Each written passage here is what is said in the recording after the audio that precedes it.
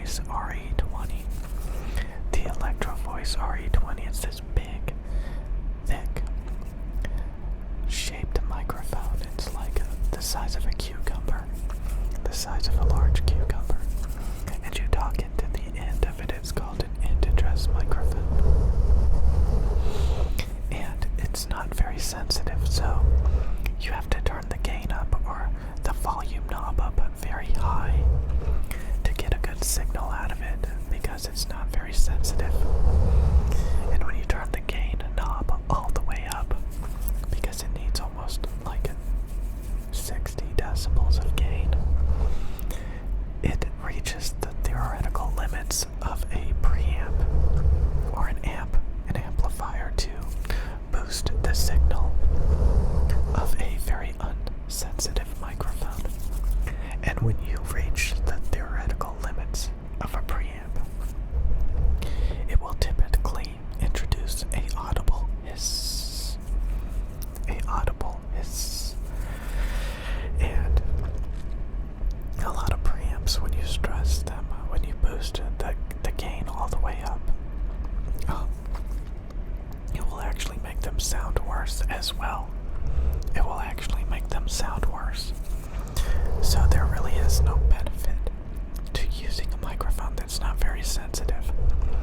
Typically, microphones that are not very sensitive are also not very detailed.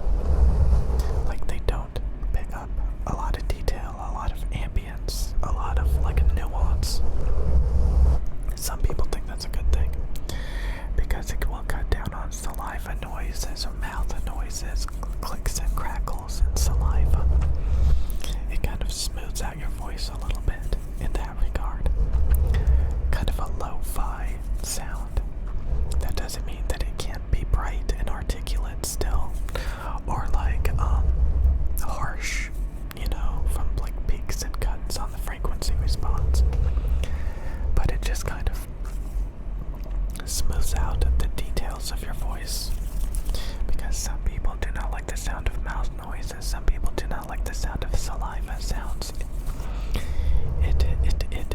It makes them go, ew, gross. Ew, gross. Ew, ew. Okay. So why would I want to watch somebody use a Electro Voice RE20 microphone? Well, dynamic microphones all sound like crap.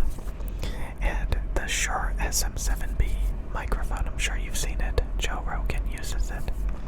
The large majority of streamers and YouTubers, if they have a big black dynamic microphone in their face, or they're using a dynamic microphone and they got over 100,000 subs, you're typically going to see them using the Shure SM7B broadcasting dynamic microphone.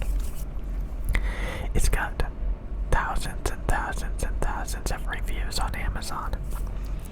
And that microphone is even less sensitive than the Electro Voice RE20 microphone.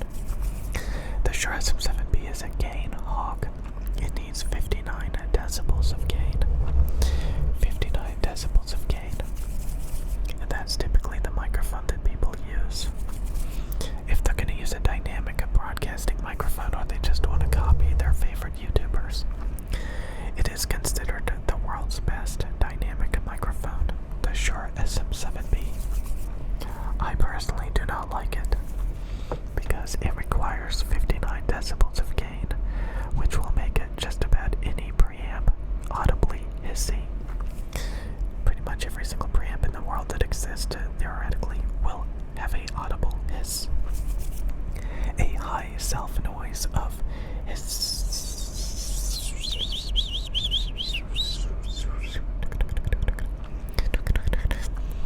So that's one of the reasons why I use condenser microphones. I use very sensitive condenser net microphones. They need about half as much gain. These microphones I'm using need about 25 decibels of gain instead of 60 decibels of gain. So they need less than half the preamp gain of an SM7B.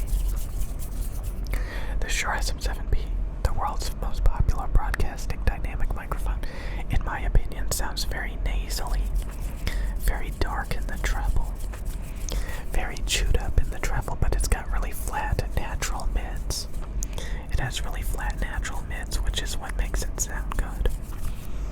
And the treble is a bit chewed up and dark and nasally, which is the reason why I do not like it. I do not like the SM7B. I also do not like it because it's a gain hog. It really feels lo-fi to use a dynamic microphone because it has to need so much preamp gain that it's gonna always have an audible hiss. It's going to sound very low detailed. It's gonna sound very nasally. And up against a very, very sensitive condenser microphone where you can whisper, where it can hear you snapping your fingers from a mile away, where it can hear the air conditioner right now. Yeah, it's very, very sensitive. It picks up everything. Picks up everything. And it does not stress my preamp at all. It does not stress my preamp at all, because it's so sensitive.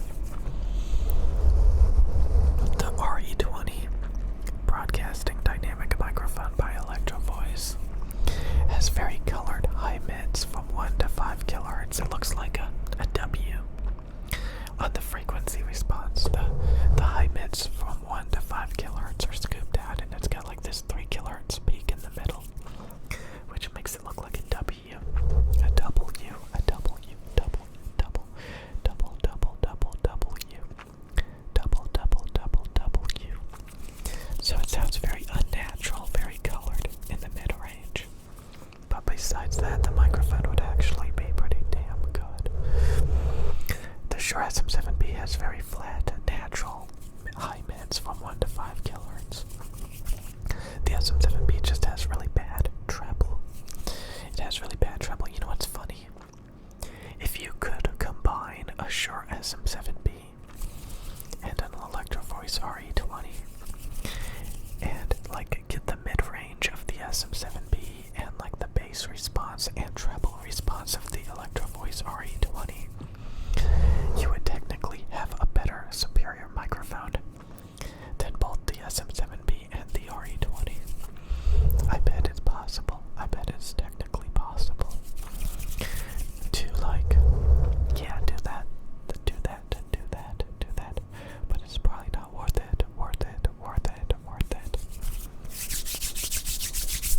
So I just wanted to talk about dynamic microphones. Now that girl that I watch that has an Electro Voice RE20, she actually has also a Neumann U87AI.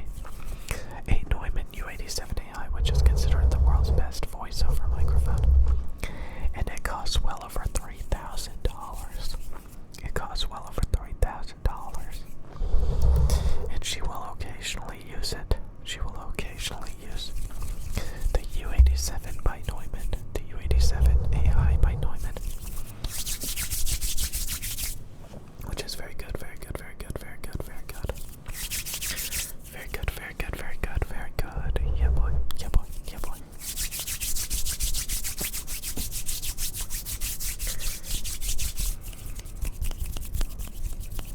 I personally like the microphones that I use more than the Neumann U87AI.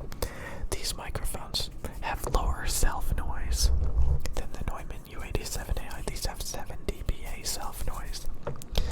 U87 has like 12 dBA self-noise, which is a little bit higher. So it's actually a little bit audible under extreme listening conditions. For critical listening, you can actually hear a very slight low-lying hiss, but it's not really that intrusive. It's not really audible. Typically, it's usually not audible. In real-world applications, it just does have a inherently higher self-noise. The microphones I use are called the Neumann TL103. The Neumann TL103 is considered a more modern, streamlined version. It doesn't have a transformer. These microphones don't have a transformer, while the Neumann U87AI does. These microphones are only a little bit over $1,000. With the fancy shock mount that I have, they're like $1,500 a pop. They're brighter, they're clearer, they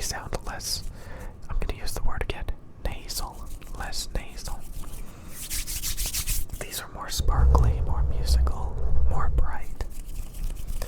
And they're a single large diaphragm side address condenser with like a back plate. They don't have like a second